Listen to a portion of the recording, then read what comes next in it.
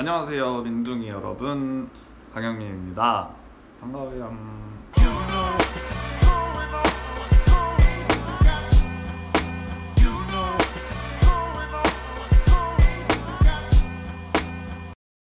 오늘은요 제가 저번에 올려드렸던 신의 손 기우쌤과 또 곱슬 대마왕 형민이의 드라이하는 영상을 올렸었는데 아주 반응이 핫했어요. 너무 반응이 핫해가지고 악플도 많이 시달렸지만 그래도 질문들도 아주 많이 쏟아져 왔어요. 그 중에서도 뭐 저희 곱슬머리에 대해서 궁금하신 분들도 계셨지만 같은 곱슬머리로서, 저와 같은 종족으로서 이제 조언을 구하는 그런 질문들도 많았기 때문에 제가 그냥 지나칠 수가 없어서 좀 도움이 되고자 질문들을 또 곱슬머리에 관련된 썰들을 풀어보는 영상을 찍어보려고 합니다. 일단 그 곱슬머리라고 하는 것은 신기한 유전자의 법칙으로 인해서 이제 이어 내려오는 거예요. 예를 들어서 저 같은 경우는 우리 엄마가 곱슬 대마왕이십니다. 우리 엄마가 곱슬 대마왕이고 우리 아빠가 생머리이셔서 제가 어머니의 피를 이어받은 거겠죠. 그리고 반대로 저는 친누나가 있는데 우리 누나는 생머리예요. 우리 누나는 아버지의 피를 이어받아서 생머리를 가지고 있습니다. 그래서 누나가 굉장히 부러웠습니다. 학교 다닐 때 저만 곱슬머리이니까 나는 왜 곱슬머리일까? 기형인가? 라는 생각도 솔직히 어렸을 때는 가지고 있었어요. 왜냐면은 교실에서 모든 친구들이 다 생머리인데 저만 머리가 곱슬곱슬 거리고 친구들이 항상 형민이 머리 신기하다, 형민이 머리는 왜 그래? 그런 소리들을 항상 하니까 좀 콤플렉스가 되었고, 사춘기에 접어들어서는 그때는 이성한테 잘 보이고 싶은 그런 나이잖아요. 그럴 때는 더 좀 부끄러웠던 것 같아요.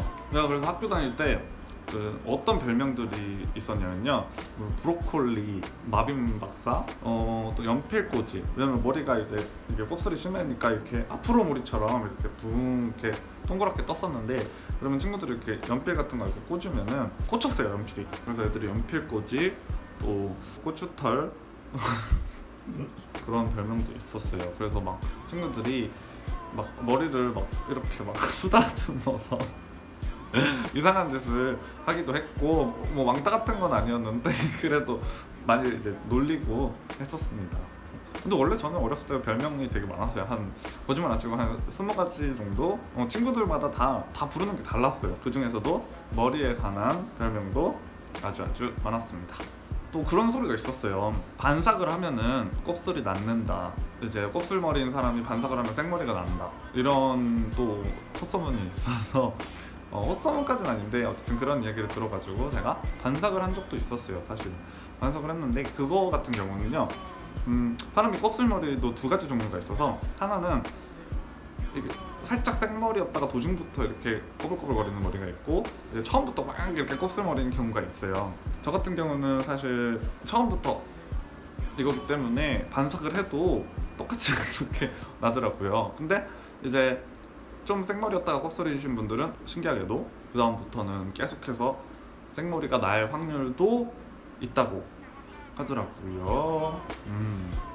근데 하지만 저는 악성 곱슬이기 때문에 저와는 연관이 없는 슬픈 동화였고요. 이제 반삭을 하니까 곱슬머리인 게 티가 안 나는 거예요. 아무래도 머리가 없으니까. 그렇다고 여러분, 남자는 머리빨 아닙니까? 머리카락이 없으면은 좀 그렇더라고요. 그래서 가발을 그때부터 착용을 하기 시작했어요.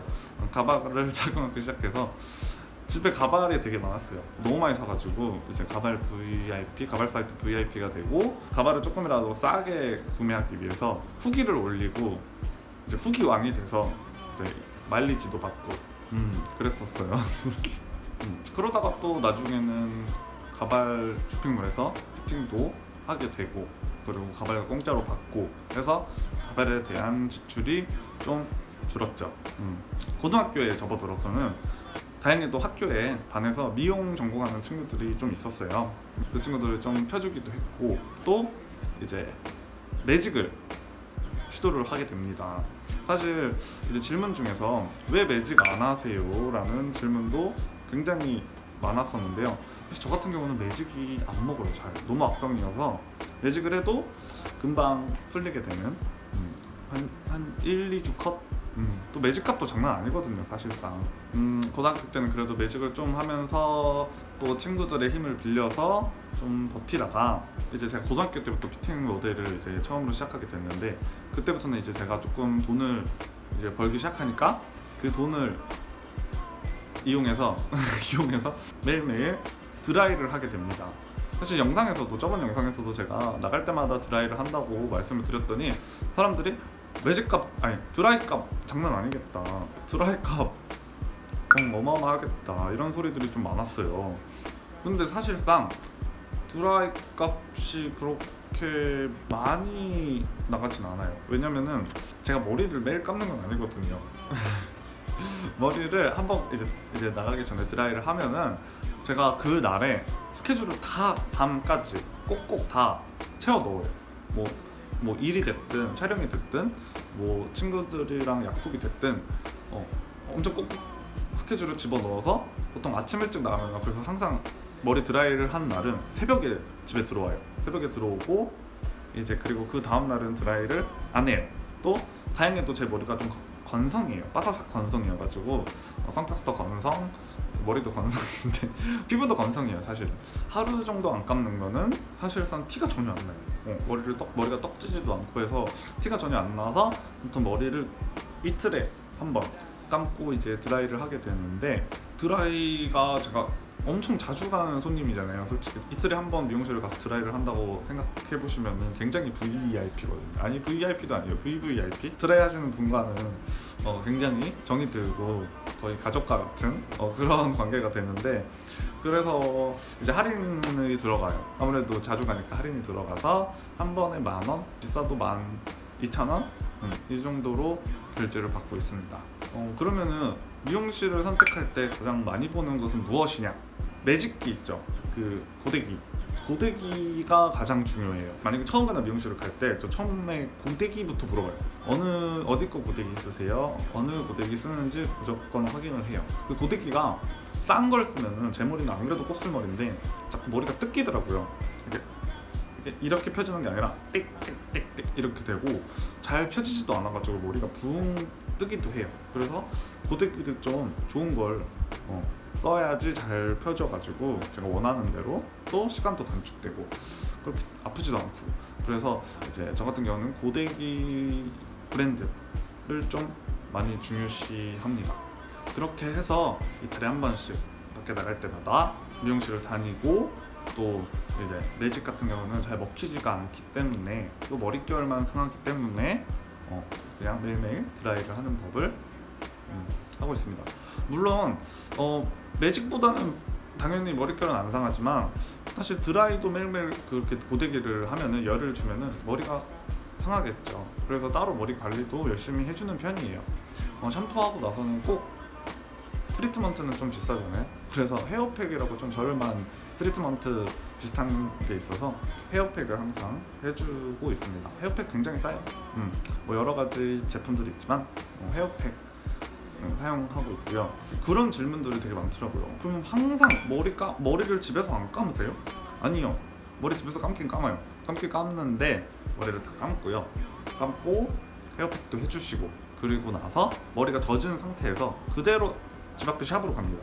미용실로 가서 이제 머리를 말리고 드라이를 들어가는 거죠. 그래서 사실상 저도 제 곱슬머리를 잘 안 봐요. 드라이를 시작하고 나서부터는 사실은 제가 곱슬머리인 거 입고 살 때가 좀 많아요. 마지막으로 가장 힘든 게 무엇이냐 물어보시는데,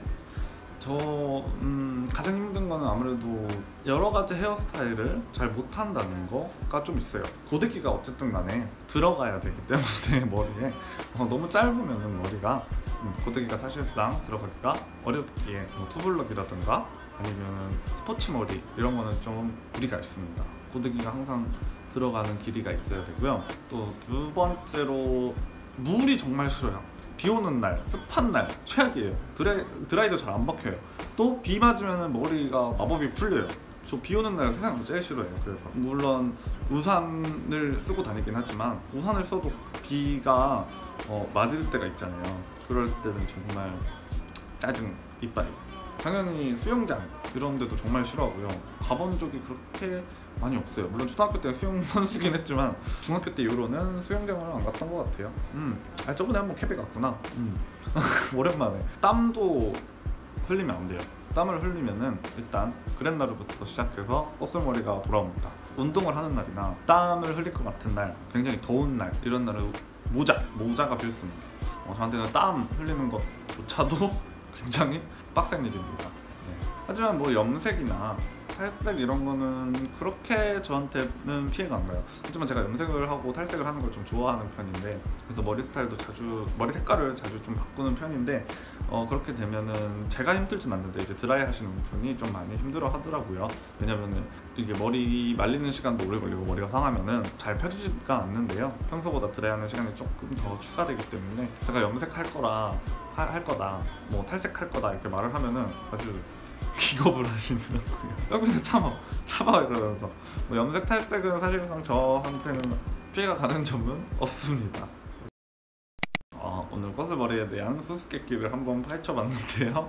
저는 생머리인 분들과 결혼해야 되겠죠? 저희 자식이 저랑 같은 스트레스를 받을까봐 되도록이면 생머리 분들과 결혼을 해야겠다는 생각이 있지만, 뭐 만약에 껍슬이신 분과 결혼을 하게 된다면은 열심히 일을 해서 우리 자식도 매일매일 드라이 할 수 있게끔 제가 미용실비를 대줘야겠죠.